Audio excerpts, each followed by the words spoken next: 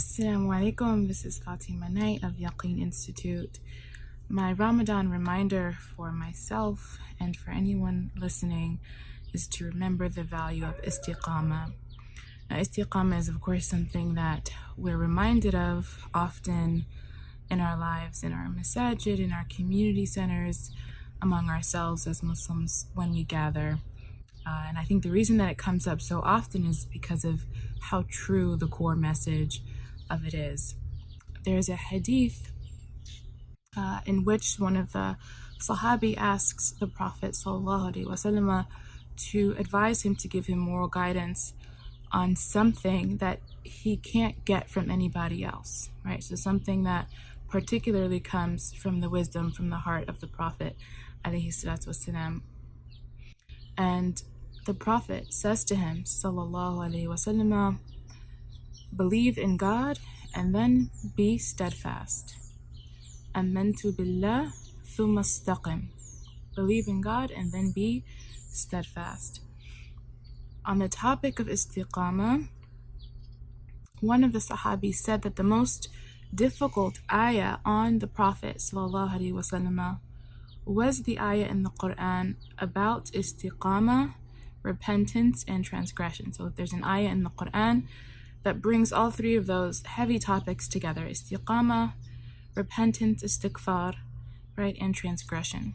And that was heavy on him for a number of reasons. One of them being how difficult it is to have istiqama in one's life. Much easier for the Prophet ﷺ to accomplish, very difficult for the average person to accomplish. We can translate or think of istiqama in two ways. One is constancy or consistency, and the other is reliability. And I think both of these help us to understand the fullness of the term istiqama. One of the things that makes istiqama so challenging is because it's so difficult to remain consistent in an action, to do something every day or every week or every year. Whatever the frequency is that that thing requires, it's very difficult for us to be consistent. It's a human problem, right? It impacts all of us. And it's difficult to be consistent because typically the things that we need to be consistent in do not gain for us an instant gratification, right? They're usually things that benefit us in the long term over a long while. And so when we're doing something, when we have our head down and we're just getting it done, right, we don't see the benefits immediately or even over a course of a few days or a few weeks because they're so incremental. We only see those benefits when they add up to something that is substantial enough for us to gaze. But the truth is that they're building up so small, so incrementally, and that we just can't see it. But if we don't continue to feed into it, to give it life each and every day or each time that it needs to be accomplished, we'll never see that cumulative effect. So we need to remember that istiqama, yes, the benefits are not seen immediately, but they need to be, the action needs to be done with consistency in order for those benefits to begin to accrue. And so another way to think of istiqama is in terms of reliability, right? Think of someone that you can rely on, right? That when you need them, whether it's for advice or for some kind of tangible need, or you just need them as someone that you can relax with, right? Think of someone that's reliable in that way, and think about how the order that they have in their own life, right? The steadiness that they have in their own life allows them to benefit you in your life, right?